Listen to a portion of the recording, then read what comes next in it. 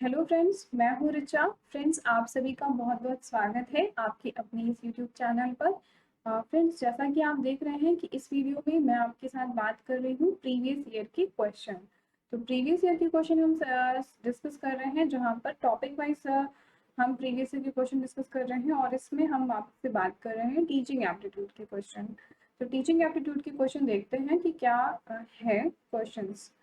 So first question आपके सामने है, जो कि हमारी सीरीज का 56 क्वेश्चन है। इसमें क्या कहता है, from the list given below identify those competency of effective teacher which related to the domain of personality and attitude। ये कह रहा है कि इनमें से जो लिस्ट है, एक्चुअली देखिए ये क्वेश्चन आपका 2020 का नहीं है, ये 2019 का ये क्वेश्चन है। मैं कुछ अदर स्लाइड बना रही थी तो वहाँ पे मुझे ये टीचिंग एप्टीट्यूड का ये क्वेश्चन मिला। और ये क्योंकि हमने लास्ट वीडियो में इस टॉपिक को डिस्कस किया हुआ है, कॉम्पिटेंसी, पर्सनालिटी, एटीट्यूड।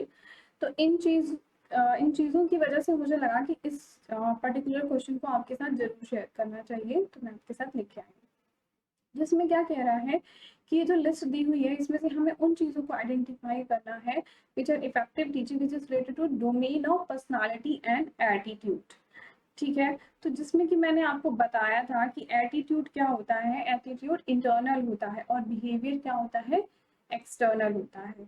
ठीक है, एक्सटर्नल का मतलब क्या हुआ कि जब हम किसी से कम्युनिकेट करेंगे तो वो कैसा होगा, आखिर कम्युनिकेशन हमारा किसी बाहर के पर्सन के साथ में होगा ना, तो हम जान पाएंगे कि उसका बिहेवियर कैसा है। तो यानी कि वो जो हो गया एक्सटर्नल चीज हो गई, और इंटरनल यानी कि हम थिंकिंग कैसा कर रहे हैं, हम कैसे, हमारी पर्सनालिटी कैसी है, हमारा एटीट्यूड कैसा है, ये है इंटरनल।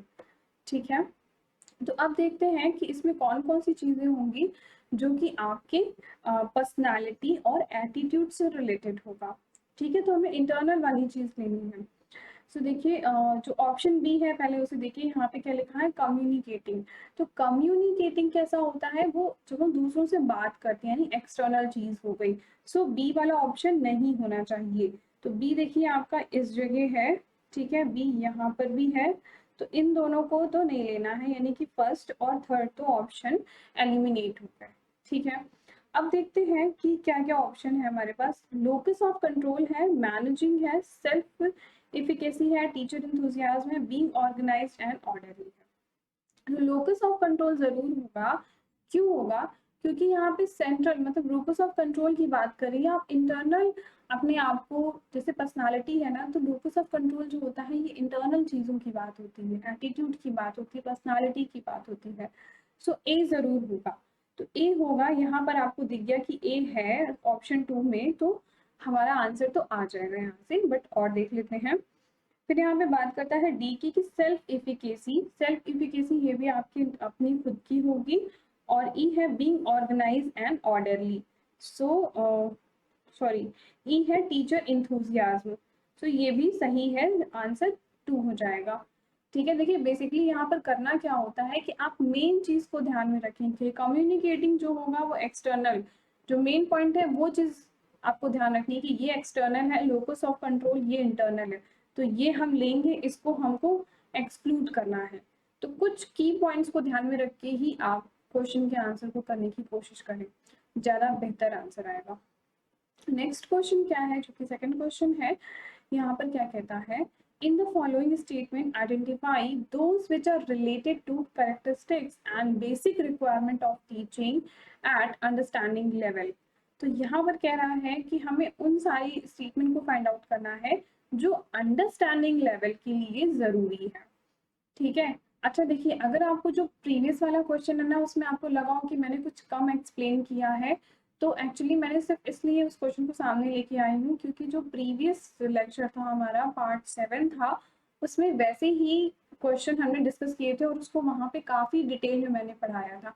अगर वो वीडियो नहीं देखा तो आप उसको देख लेंगे, तो उसका एक्सप्लेनेशन आपको प्रॉपर मिल जाएगा।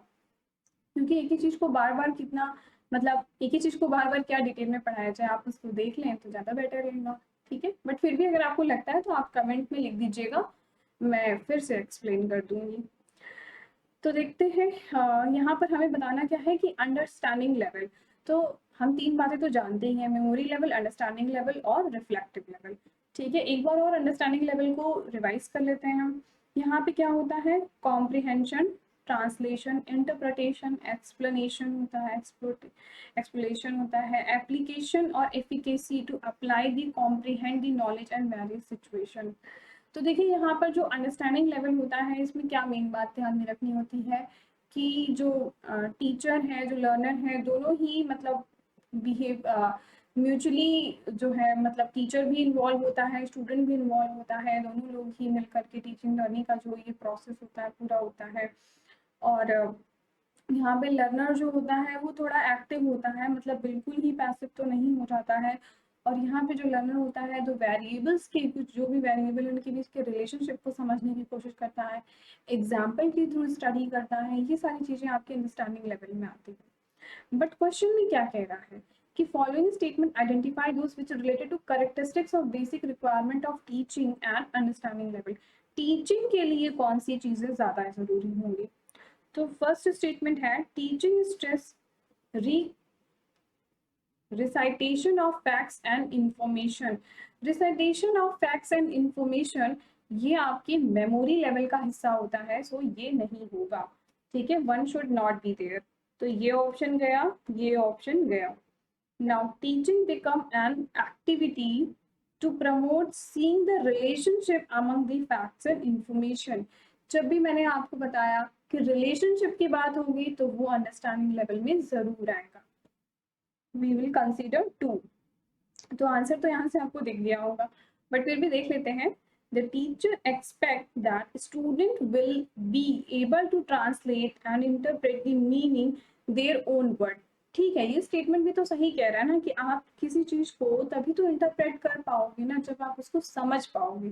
जैसे क्वेश्चन में देखिए, आपको कोई भी एग्जाम निकालना हो, फिलहाल यूजीसी का एग्जाम निकालना है, तो उसमें बहुत ज़्यादा हद तक क्या होता है कि क्वेश्चन का इंटरप्रिटेशन प्रॉपर नहीं हो पाता। अगर आप प्रॉपर इंटरप्रेट कर ले जाए क्वेश्चन को, तो लगभग लगभग आप 80% 70% क्वेश्चन आप सही कर लेंगे। तो यहाँ पे यही बात कह रहा है कि teacher expect that student able to translate and interpret the meaning of their own word. बच्चा जो है अपने वर्ड में उस चीज को इंटरप्रेट कर पाए, समझ पाए, ये अंडरस्टैंडिंग लेवल में होता है। नेक्स्ट है यहाँ पर क्या बात कह रहा है, the teacher insist on recall and recognition of facts and presented. अच्छा, रिकॉल जो भी करना होगा, जो भी फैक्ट टीचर ने प्रेजेंट किया होगा, लर्नर उसको रिकॉल करेगा, तो वो आपकी मेमोरी लेवल का हिस्सा होगा। ठीक है, so 4 should not be there. The teacher gives a large number of example to being home the main ideas. बिल्कुल ठीक बात कह रहा है ना, ये तो होगा ही होगा भाई। जब बहुत सारे एग्जाम्पल होंगे, वेरिएबल्स के बीच में रिलेशनशिप की बात होगी, तो ये सारी चीजें आपकी अंडरस्टैंडिंग लेवल में आती हैं। सो आंसर आपका डी हो जाएगा। ठीक है, नाउ नेक्स्ट क्वेश्चन, ये काफी अच्छा क्वेश्चन है, देखते हैं इसमें क्या बात कह रहा है। यहाँ पे देखिए सेट 1 दिया हुआ है, सेट 2 दिया हुआ है। ठीक है, मैच द फॉलोइंग है, इधर लर्नर का कैरेक्टरिस्टिक्स है और यहाँ पर उसको डिस्क्राइब किया गया है। तो मैंने आपको बताया है, जब भी आपके पास मैच द फॉलोइंग का क्वेश्चन आएगा तो कैसे सॉल्व करना है। जो भी चीज आपको सबसे इजी और सबसे ऐसा लगे कि हाँ इसका तो आंसर ये ही होगा, पहले आप उसे ही मैच कराएंगे। ठीक है, एकदम आप इस कुछ एक पैटर्न आप फिक्स कर लीजिए क्वेश्चन को सॉल्व करने का, इतनी प्रैक्टिस आप कर लीजिए कि एग्जाम जब भी हो, अभी हो, 1 महीने बाद हो, 2 महीने बाद हो, जब भी हो, आप 100% अपना मतलब वहां पे बहुत अच्छा परफॉर्म कर पाए, वो ज्यादा जरूरी है। अभी ये दिमाग में, मतलब मैं देखती हूँ बच्चों के बहुत मैसेज आते हैं कि मैम एग्जाम कब होगा, डेट नहीं आ रही है, एडमिट कार्ड नहीं आ रहा है, ऐसा वैसा। तो ये चीज दिमाग से निकाल करके आप सिर्फ पढ़ाई अच्छे से कीजिए। आप ये सोचिए कि एग्जाम जब भी होगा, मेरा एग्जाम निकलना चाहिए, वो ज्यादा इम्पोर्टेंट है। ठीक है, तो अच्छे से बस पढ़िए, क्वेश्चन को सॉल्व करते जाइए, बिना कुछ सोचे समझे, बिना किसी और चीज को मतलब दिमाग में अलग टाइप का कोई स्ट्रेस लिए। एटलीस्ट बस ये फोकस कीजिए कि एग्जाम जब भी हो, हाथ से जाना नहीं है, इसको क्लियर कर लेना है, दैट्स इट। ठीक है, क्योंकि मैं जानती हूँ जब मैंने भी एग्जाम दिया था तो भी 3 to 4 टाइम जो है एग्जाम बार बार पोस्टपोन हुआ था, और बहुत तरह की फ्रस्ट्रेशन, बहुत तरह की चीजें दिमाग में चलती रहती हैं, बट उस सब चीजों से कोई भी फायदा नहीं होता है। चलिए अब देखते हैं क्वेश्चन को क्या कह रहा है। Academic characteristics social characteristics, emotion characteristics, cognitive characteristics. तो कुछ भी आपको इसमें तो सारी चीजें बहुत इजी सी हैं। सोशल का मतलब हो गया कि ग्रुप वगैरह करना, ठीक है, ग्रुप वगैरह वाली चीजें कैरेक्टरिस्टिक्स होंगी बच्चे के अंदर। इमोशंस का मतलब हो गया जो हार्ट से रिलेटेड होगा, इमोशंस हो गया, ठीक है। Cognitive, cognitive which is related to thinking, our mind, तो कॉग्निटिव हो गया। तो ये चीजें हैं। यहाँ पे क्या दिया हुआ है कि learner encode and decode relevant message correctly. Encode और डिकोड कर ले रहा है, मतलब मैसेज को वो समझ पा रहा है तभी वो इनकोड डिकोड कर रहा है। Learner selects different theme in his her course when needed. मतलब लर्नर क्या कह रहा है कि वो जो है अपनी थीम को सेलेक्ट कर पा रहा है जो भी कोर्स उसको जरूरत है, ठीक है। Learner work as a team member of the peers. देखिए टीम मेंबर ये किस चीज का हिस्सा होगा, ये हमेशा सोशल ग्रुप का हिस्सा होगा, ठीक है। तो ये यहाँ से मैच कराएंगे 2 को 3 से, ठीक है, 2 को 3 से यहाँ पे है। नेक्स्ट देखते क्या है। Learner start respecting and individual differences even the like and dislike of the member in his class. तो यहाँ पर कह रहा है कि लर्नर जो है लाइक और डिसलाइक करना, ये थोड़ी इमोशन वाली फीलिंग की बात आ गई ना, कि लर्नर किसी चीज को पसंद कर रहा है, पसंद नहीं कर रहा, तो ये तो इमोशन से रिलेटेड हो जाएगा। 3 का 4, 3 का 4 देखिए यहाँ पर है। फिर यहाँ पे कहता है कि लर्नर के एकेडमिक कैरेक्टरिस्टिक्स की बात हो रही है। एकेडमिक का मतलब क्या हुआ, जो एकेडमिक चीजें हैं, मतलब कौन सा सब्जेक्ट मुझे लेना है, कौन सा सब्जेक्ट नहीं पढ़ना है, तो ये आपके एकेडमिक लेवल से रिलेटेड हो गया। ए का फर्स्ट का सेकंड, हाँ देखिए यहाँ पे फर्स्ट का सेकंड है। और कॉग्निटिव जो कि आपकी थिंकिंग, लर्नर इनकोड और डिकोड कर ले रहा है। इनकोड का मतलब होता है कि कोई चीज को अपने शब्दों में इनकोड कर ले। डिकोड का मतलब कि जो भी कुछ लिखा था उसको डिकोड कर ले रहा है, मतलब समझ पा रहा है मैसेज को या चीजों को समझ पा रहा है। सो फोर्थ का 1 हो जाएगा, फोर्थ का 1 यहाँ पर है, सो आंसर सी होगा, ठीक है। नाउ नेक्स्ट क्वेश्चन है, इसमें क्या कहता है, which of the following are the learner related factors in determining the effectiveness of teaching। अब देखिए इस क्वेश्चन में, हर क्वेश्चन में कुछ कुछ बातें ऐसी हैं जिस कि आपको ये बात ध्यान रखनी है कि कौन सी चीज पे फोकस करना है, ठीक है। जैसे यहाँ पर है कि which of the following are the learner related factors in determining the effectiveness of teaching. तो बच्चे क्या करते हैं यहाँ पर फोकस किस बात पे कर लेते हैं कि इफेक्टिवनेस ऑफ टीचिंग, कौन कौन सी चीज ऐसी होगी जो टीचिंग को इफेक्टिव बना दे। बट यहाँ पे फोकस किस बात पे करना है कि लर्नर रिलेटेड चीजें हमको ध्यान में रखनी है। तो इसलिए ये क्वेश्चन देखिए इंपॉर्टेंट है। हर क्वेश्चन अपने आप में कुछ अलग बात कहता है, कुछ अलग चीज सिखाना चाहता है। तो मैं चाहती हूँ कि आप वो चीजें सीख जाएं, उस चीज में ज्यादा मतलब आप एग्जाम में जाके वहां परेशान ना हो। तो देखिए यहाँ पे क्या है, task relevant competency of learner. Task relevant competency of learner, ठीक है, कि जो भी टास्क उसको दिया है उसके अंदर वो कॉम्पिटेंसी है कि नहीं है। जैसे कि लेट्स सपोज कि लर्नर को दे दिया कि उसे स्पीच देना है, ठीक है। अब वो टास्क वो कर पाएगा कि नहीं कर पाएगा, वो पर्टिकुलर टास्क, ठीक है। ग्रुप में ग्रुप डिस्कशन होना है तो बोलना है किसी पर्टिकुलर लैंग्वेज में, लेट्स सपोज कि इंग्लिश में कुछ बोलना है, स्पीच देना है। तो इस तरह की चीजें, मतलब कि कुछ टास्क रिलेटेड कॉम्पिटेंसी लर्नर में है या नहीं है। Content mastery of the teacher, अच्छा content mastery of the teacher ये लर्नर रिलेटेड नहीं होगा। Content mastery of the teacher ये तो टीचर रिलेटेड हो गया, ठीक है, ये टीचर रिलेटेड है, ये स्टूडेंट रिलेटेड नहीं है। Choice of teaching method, choice of teaching method क्या ये लर्नर के हाथ में है, ये लर्नर के तो हाथ में है ही नहीं। मतलब कोई टीचर क्लास में किस तरह पढ़ाएगा ये तो टीचर के ऊपर डिपेंड करता है। वो चॉक बोर्ड मेथड से पढ़ाएगा कि कुछ मैप ला के या कोई इंस्ट्रूमेंट ला के सिखा के समझाएगा, कैसे पढ़ाएगा वो तो उस मतलब टीचर के ऊपर डिपेंड करता है। सो ये भी कैसा हो गया, टीचर रिलेटेड, इसमें लर्नर का कोई रोल नहीं है। Composition of the classroom, classroom का कैसा कॉम्पोजिशन है ये भी उस वो इंस्टीट्यूट डिसाइड करेगा ना, कि हमें कैसे लर्नर को रखना है, कैसे लर्नर को नहीं रखना है, किस टाइप के बच्चे किस क्लास में बैठेंगे नहीं बैठेंगे। तो ये भी जो है इंस्टीट्यूट या टीचर के ऊपर डिपेंड करेगा। सो ये भी नहीं होगा। Readiness level of student, yes ये डिपेंड करता है, ये जो है ये लर्नर पे कि लर्नर पे डिपेंड करता है कि लर्नर जो है कैसा है, वो कितना मतलब वो कितना वो है, तत्पर है सीखने के लिए, कितनी इच्छा है उसके अंदर। तो ये ज़रूर होगा। अगर लेट्स सपोज कि एक टीचर बहुत अच्छा आपके सामने पढ़ा रहा है, अपनी मतलब हर एक चीज़ को बहुत बेटर वे में एक्सप्लेन कर रहा है, बट जो लर्नर है वो पढ़ना ही नहीं चाहता, उसके वो काम का नहीं रह जाएगा ना, तब तो वो बेकार हो जाएगा। सो लर्नर का यहाँ पे जो है रेडीनेस लेवल इंपॉर्टेंट होगा, तो 5th ज़रूर होना चाहिए और फर्स्ट होना चाहिए। 5th के साथ फर्स्ट ऑप्शन बी में है, क्योंकि टास्क रिलेवेंट कॉम्पिटेंसी भी लर्नर रिलेटेड है कि लर्नर के अंदर वो जो है कितनी कॉम्पिटेंसी है। सो आंसर यहाँ पे बी हो जाएगा। ठीक है।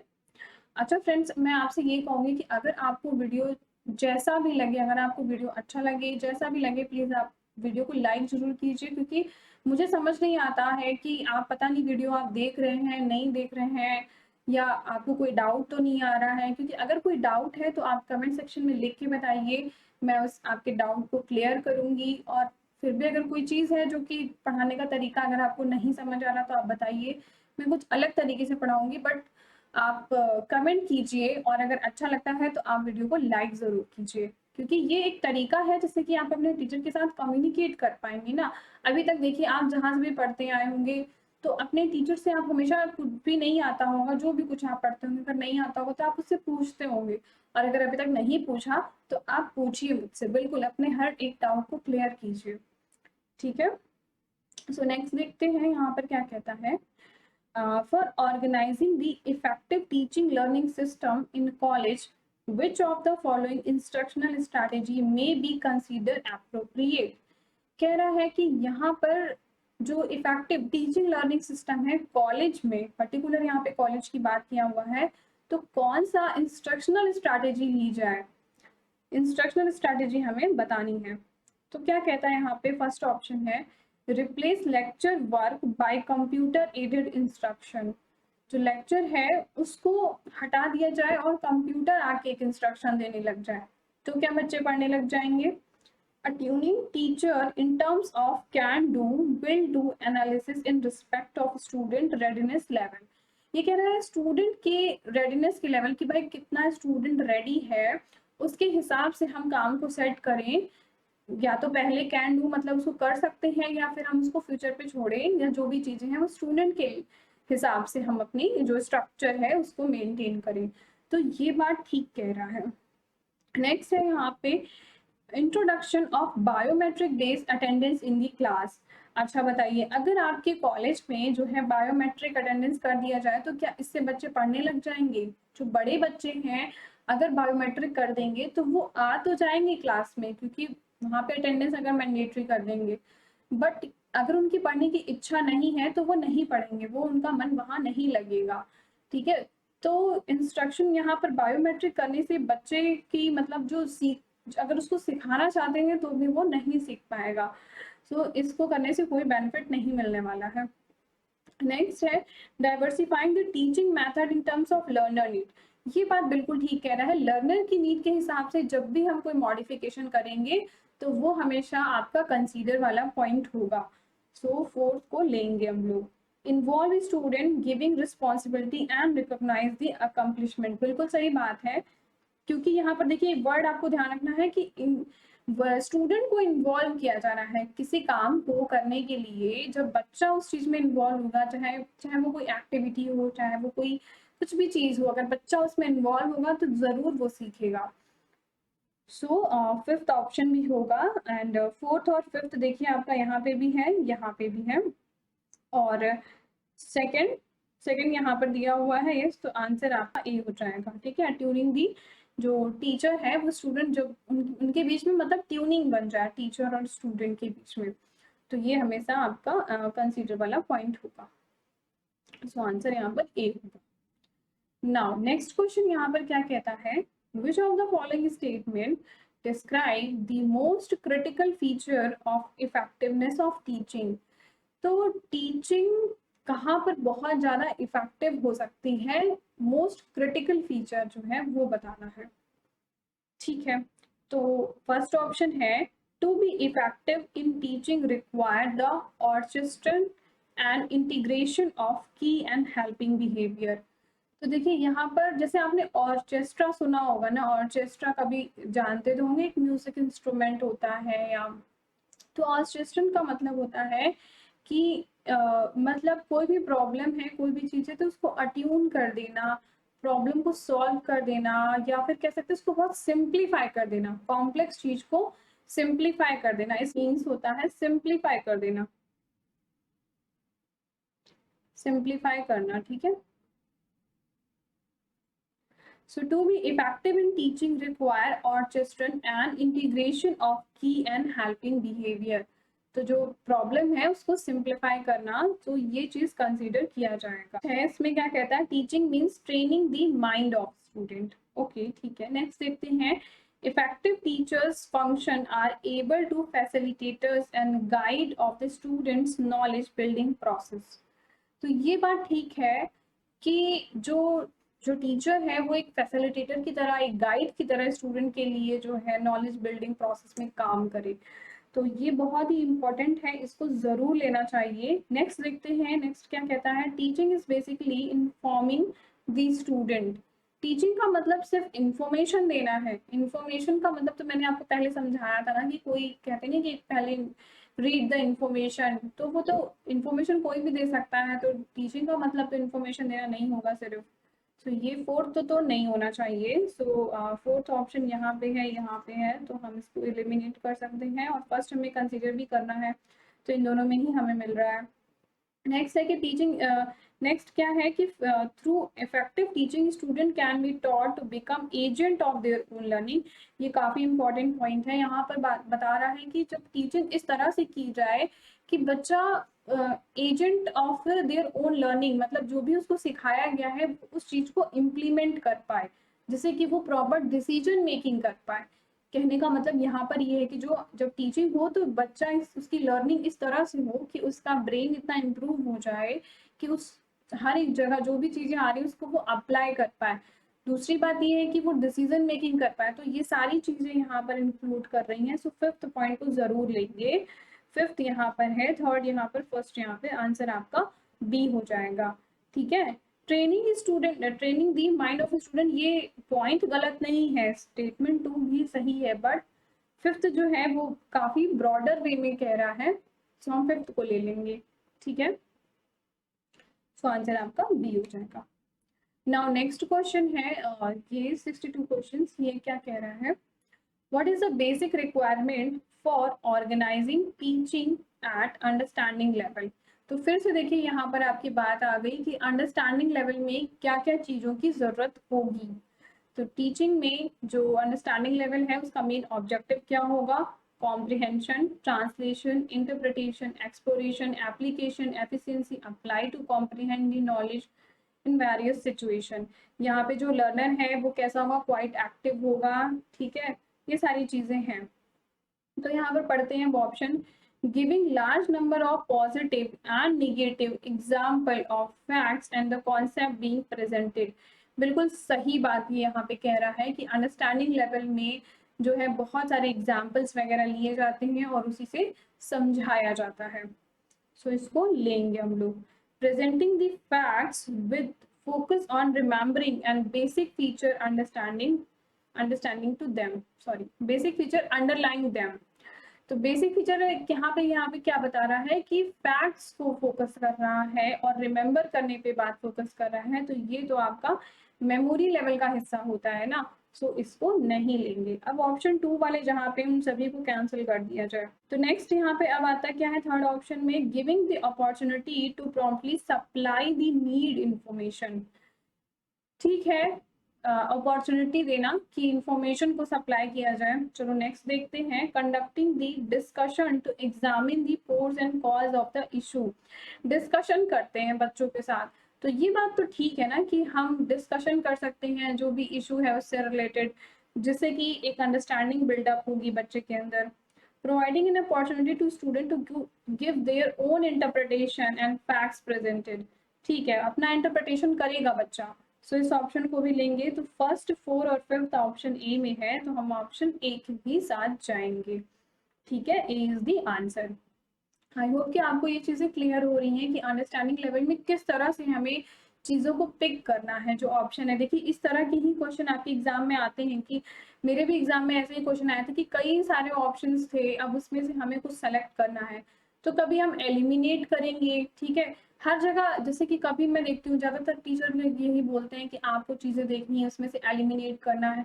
हर जगह आप एलिमिनेट करके नहीं लगा सकते। हर जगह आपको ये देखना है कि जो मेन चीज़ है, जैसे अंडरस्टैंडिंग है, ठीक है? ये मेन है। तो अब उसका जो कोर एरिया है, पहले उन चीज़ को आप फोकस कीजिए कि भाई ये ऑप्शन होना ही चाहिए। दूसरा आप इस तरह से कर सकते हैं कि जैसे अंडरस्टैंडिंग की बात की, तो मेमोरी लेवल, रिफ्लेक्टिव लेवल, ये 2 अलग-अलग लेवल है। इनमें अगर कोई सेंटेंस वैसा आपको मिल जाए जो कि मेमोरी से रिलेट कर रहा है, तो उसको आप कट कीजिए और फिर उसको आप ऑप्शन में से एलिमिनेट कीजिए। मतलब विद अ रीज़न आप एलिमिनेट करें, ऐसे मेरे गेस मार्क से आप एलिमिनेट ना करें। तो एक क्वेश्चन को सॉल्व करने के लिए जब आप प्रैक्टिस करते हैं ना, तो आप देखेंगे कि एक ही चीज से आप क्वेश्चन को नहीं सॉल्व करते हैं। एक क्वेश्चन में आप कई चीजें लगाते हैं, एलिमिनेशन भी लगाते हैं, कौन सा जो कोर एरिया है क्वेश्चन का उसको भी आप उसमें लगाते हैं। तो कई चीजें होती हैं, ठीक है? प्रॉपर आपको सही सॉल्व करना है तो पूरा अंडरस्टैंडिंग के साथ ही कर सकते हैं। नेक्स्ट क्वेश्चन यहाँ पर क्या है? A student find it difficult to understand, analysis and interpret the concept and principle relating to the subject of study formally prescribed. Which learner characteristics would be most relevant in such situation? तो यहाँ पे कह रहा है कि जो बच्चा है वो चीजों को समझने में उसको प्रॉब्लम हो रही है, एनालाइज नहीं कर पा रहा, इंटरप्रेट नहीं कर पा रहा, तो कौन सी कैरेक्टरिस्टिक्स को ये समझाने की कोशिश कर रहा है? तो यहाँ पे है एकेडमिक, सोशल, इमोशन और कॉग्निटिव। तो सबसे पहले तो मैं आपको ये बता दूं कि ऐसे क्वेश्चन, देखिए ये दोबारा ये क्वेश्चन पूछा गया है और ऐसे क्वेश्चन क्यों आ रहे हैं, क्योंकि आपने ये पढ़ा होगा ना, कॉग्निटिव, अफेक्टिव और साइकोमोटर, ये 3 डोमेन होते हैं, ठीक है? ब्लूम्स की टेक्सोनॉमी में कॉग्निटिव, अफेक्टिव और साइकोमोटर डोमेन होते हैं। Cognitive which is related to mind, ठीक है? Affective which is related to heart, emotions, तो यहाँ पर ये कौन सा है? अफेक्टिव, ये अफेक्टिव है, ठीक है? और सोशल एक तरीके से आप जो स्किल्स की बात करते हैं ना, साइकोमोटर वाला, तो आप वहां पे समझ सकते हैं। बट आपको यहाँ पे क्वेश्चन में क्या कह रहा है कि अंडरस्टैंडिंग और एनालिसिस की बात कर रहा है। तो अंडरस्टैंडिंग एनालिसिस आपकी कहाँ पे होती है? कॉग्निटिव, आपके दिमाग से आप अंडरस्टैंड करते हो ना, दिल से थोड़े ना अंडरस्टैंड करते हैं, हम तो दिमाग से समझने की कोशिश करते हैं, ठीक है? तो यहाँ पर क्या होगा? कॉग्निटिव कैरेक्टरिस्टिक्स की बात हो रही है, क्योंकि बच्चा समझ नहीं पा रहा है। बच्चे को तो समझेगा कैसे भाई? अपना ब्रेन यूज करेगा तभी तो समझेगा ना। तो समझने और एनालिसिस में प्रॉब्लम है, इसका मतलब दिमाग से रिलेटेड प्रॉब्लम है। तो आंसर यहाँ पे डी है। देखो नेक्स्ट क्वेश्चन क्या है? What are the characteristics of field dependent learner? अच्छा, अब यहाँ पर बात आती है, देखिए 2 चीजें होती हैं आपके पास, एक होता है फील्ड डिपेंडेंट लर्नर और एक होता है फील्ड इंडिपेंडेंट लर्नर। तो अगर मैं इसको कीवर्ड में बताऊं तो आप ऐसे समझिए, फील्ड डिपेंडेंट का मतलब क्या हुआ? जब टीचर पे बच्चा डिपेंड हो, ठीक है? यहाँ पर समझ लीजिए, टीचर जैसे पढ़ाएगा वैसे पढ़ाई होगी, और यहाँ पर कैसे होगा? स्टूडेंट जो है सेल्फ से स्टडी करेगा, ठीक है? तो यहाँ जो फील्ड डिपेंडेंट है वो टीचर पे डिपेंड होके पढ़ रहा है। अब इस चीज को आप पढ़ेंगे, इस कंपैरिजन चार्ट को, तो ये आपके लिए इजी हो जाएगा। तो यहाँ पे होता जो है वो ग्लोबल अप्रोच की बात होती है, और इंडिपेंडेंट में एनालिटिकल अप्रोच की बात होगी।